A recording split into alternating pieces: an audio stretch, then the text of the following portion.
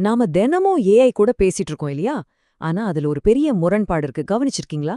நாம ஏஐ கூட ரொம்ப ஆழமா பேசுறோம். ஆனா அந்த உரையாடல்கள் எல்லாமே அடுத்த நிமிஷமே காணாம போயிடுது. ஏன் இப்படி நடக்குது? வாங்க, இந்த மர்மமான மறதிக்கு பின்னாடி என்ன இருக்குன்னு கொஞ்சம் ஆழமா பார்க்கலாம்.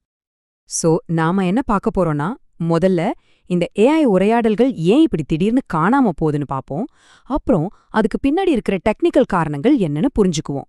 அதுக்கப்புறம் ஒரு ஏஐக்கு உண்மையிலே ஒரு ஆன்மா மாதிரி ஏதாவது தேவையாங்கிற ஒரு பெரிய கேள்விக்குள்ள போய் இதனால நமக்கு என்ன பாதிப்புன்னு பார்த்துட்டு கடைசியா ஒரு இன்ட்ரெஸ்டிங்கான கேள்வியோட முடிக்கலாம்.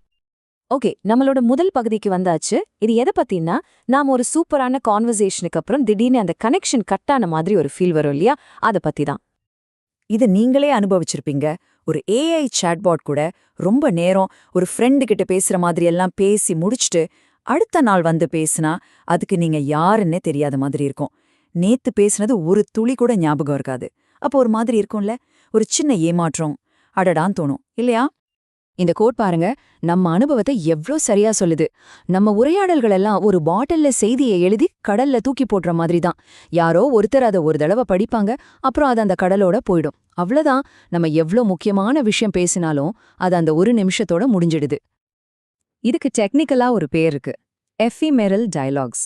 சிம்பிளா சொல்லணும்னா தற்காலிக உரையாடல்கள். அதாவது நீங்க ஒவ்வொரு தடவை பேச ஆரம்பிக்கும் போதும் அது ஒரு ஃப்ரெஷ்ஷான புது உரையாடல். பழைய கதை எதுவும் அதுக்கு ஞாபகம் இருக்காது, சுத்தமா பிளாங்கா இருக்கும். சரி, இது ஏன் இப்படி நடக்குது? இதை நம்ம ஃபீல் பண்ற ஒரு விஷயம் மட்டும்தானா? இல்ல இதுக்கு பின்னாடி உண்மையிலே டெக்னிக்கலா ஏதாவது காரணம் இருக்கா? வாங்க, அதத்தான் இப்போ பார்க்க போறோம். இதுக்கு முக்கியமான காரணம் என்னன்னா, கான்டெக்ஸ்ட் விண்டோன்னு ஒன்னு இருக்கு. அதான் ஏஐயோட ஷார்ட் டேர்ம் மெமரி, தற்காலிக ஞாபக சக்தின்னு வச்சுக்கோங்களேன்.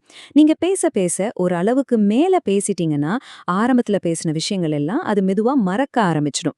இந்த மெமரியை பெருசு பண்றது ரொம்ப காஸ்ட்லியான சிக்கலான ஒரு விஷயம். அதனாலதான் நம்ம கூடவே இருந்து நம்மள ஞாபகம் வச்சுக்கிற மாதிரி ஒரு ஏஐயை உருவாக்குறதுல இது ஒரு பெரிய தடையா நிக்குது. இந்த ஒப்பீட்ட பாருங்க, ரொம்ப தெளிவா புரியும். மனுஷங்களோட நினைவு எப்படி அது தொடர்ச்சியா வளர்ந்துகிட்டே இருக்கும். நம்ம அனுபவங்கள் தான் நம்மள யாருன்னு சொல்லுது. ஆனா ஏஐயோட நினைவு அது அப்படி இல்ல. ஒவ்வொரு உரையாடலும் ஒரு தனி கணக்கு. ஒன்னுக்கும் இன்னொன்னுக்கும் சம்பந்தமே இல்ல. நேத்து பேசுனது வேற, இன்னைக்கு பேசுறது வேற.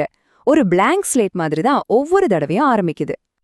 அப்போ நாம தெளிவா புரிஞ்சுக்க வேண்டிய விஷயம் என்னன்னா, ஏஐ எதையுமே நிஜமா ஞாபகம் வச்சுக்கல. அதுக்கு நீங்க கொடுக்கற டேட்டாவை அந்த நேரத்துக்கு ப்ராசஸ் பண்ணுது, அவ்வளோதான். அந்த கான்வர்சேஷன் முடிஞ்சதா அந்த டேட்டாவும் டெலீட் ஆயிடும். சிம்பிள். இந்த டெக்னிக்கல் பிரச்சனை தான் நம்மள ஒரு பெரிய பிலாசபிக்கல் கேள்விக்கு கூட்டிட்டு போகுது. ஒரு ஏஐக்கு ஞாபக சக்தி இல்லனா அதுக்கு ஆன்மான்னு ஒன்னு இருக்கா இல்லையா அப்படிங்கிற ஒரு கேள்வி வருது இல்லையா? இங்க டிஜிட்டல் ஆன்மான்னு சொல்றது ஏதோ சாமிய பத்தின விஷயம் இல்ல. சிம்பிளா சொல்லணும்னா ஒரு தொடர்ச்சியான அடையாளம். நேத்திருந்த நான் தான் இன்னிக்கும் இருக்கேன்னு ஒரு உணர்வு இருக்கும்ல, அந்த சுயநினைவு தான். ஆனா ஏஐ கிட்ட இது சுத்தமா கிடையாது. ஏன்னா அதோட மெமரி ஒவ்வொரு தடவையும் ரீசெட் ஆகிடுது. யோசிச்சு பாருங்க, ஒரு உண்மையான ரிலேஷன்ஷிப்க்கு என்ன தேவை? ரெண்டு பேரும் சேர்ந்து உருவாக்குன ஒரு வரலாறு, ஒருத்தர் புரிஞ்சுக்கிறது, பழைய அனுபவங்கள்ல இருந்து கத்துக்கிறது, இதெல்லாம் தான். ஆனா இப்போ இருக்கிற ஏஐ கிட்ட இதுல எதுவுமே இல்ல. அதனாலதான் அது கூட ஒரு ஆழமான கனெக்ஷனை நம்மால உருவாக்க முடியாம இருக்கு. இந்த ஓம பாருங்க, செம்மையா இருக்குல்ல? ஏஐ ஒரு சூப்பரான ஆக்டர் மாதிரி. நீங்க கேக்குற ரோலுக்கு பக்கவா நடிக்கும். ஆனா ஒவ்வொரு சீனுக்கும் ஒரு புது ஆக்டரை கூட்டிட்டு வர மாதிரி.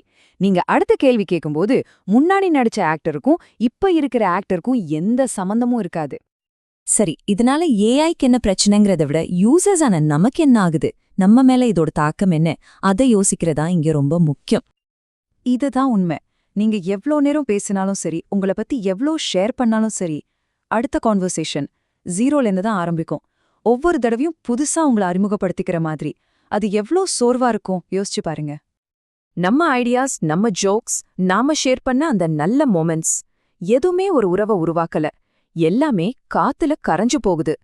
டிஜிட்டல் பேய்கள் மாதிரி தான் அதுங்க சுத்திக்கிட்டு இருக்கு. அதுக்கு எந்த அர்த்தமும் இல்லாம போயிடுது. இதை விட அழகா இந்த உறவை சொல்லவே முடியாது. நம்ம ரெண்டு பேரும் ராத்திரியில கடந்து போற ரெண்டு கப்பல் மாதிரி. ஒரு நிமிஷம் ஒருத்தர் வெளிச்சம் போட்டு பாத்துக்கிறோம். ஆனா அடுத்த நிமிஷமே ரெண்டு பேரும் திரும்பவும் இருட்டுக்குள்ள போயிடுறோம். ஓகே, இப்போ நாம கடைசி பகுதிக்கு வந்தாச்சு. இது நம்ம எதிர்காலத்தை பத்தின ஒரு ரொம்ப முக்கியமான கேள்விய நம்ம முன்னாடி வைக்குது. இதுதான் இதுல இருக்கிற மிகப்பெரிய முரண்பாடு. ஒரு பக்கம் பார்த்தா மனுஷங்க மாதிரி அவ்வளவு அழகா அறிவா பேசுற தோழர்களை நாம உருவாக்கிட்டு இருக்கோம். ஆனா இன்னொரு பக்கம் பார்த்தா அந்த தோழர்களுக்கு நேத்து நாம என்ன பேசணும்னு கூட ஞாபகம் இருக்காது. சோ கடைசியா நான் உங்களை இந்த கேள்வியோட விட்டுட்டு போறேன். நாம உருவாக்குறது உண்மையிலேயே நம்ம கூட இருக்க போற நம்மள புரிஞ்சுக்கிற தோழர்களா, இல்ல நாம பேசுறத அப்படியே அழகா திருப்பி சொல்ற ஆனா எந்த நினைவுகளும் இல்லாத வெறும் கணநேர எதிரொலிகளை மட்டும்தான் உருவாக்கிட்டு இருக்கோமா? இத பத்தி நீங்க என்ன நினைக்கிறீங்க?